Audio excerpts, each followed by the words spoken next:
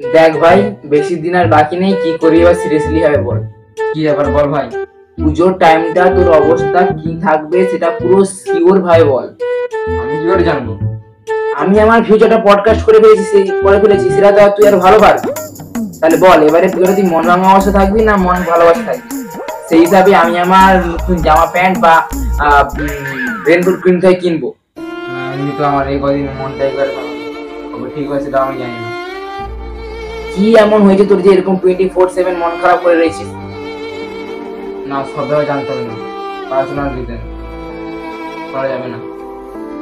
ব্যাস, তাহলে এবার আমি বুঝে গেছি তোর এবার আর মন খারাপ হচ্ছে না। তাহলে এবার যে নতুন জামা প্যান্ট কিছু কিনে হবে না।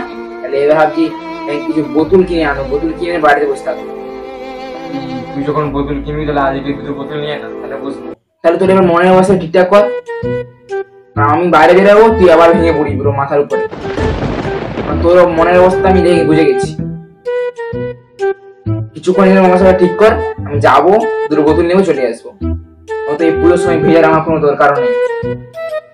ভিজে শরীর খারাপ করে নিচে আমি খাটে শুয়ে থাকবো, কোনো দরকার নেই। হ্যাঁ যা।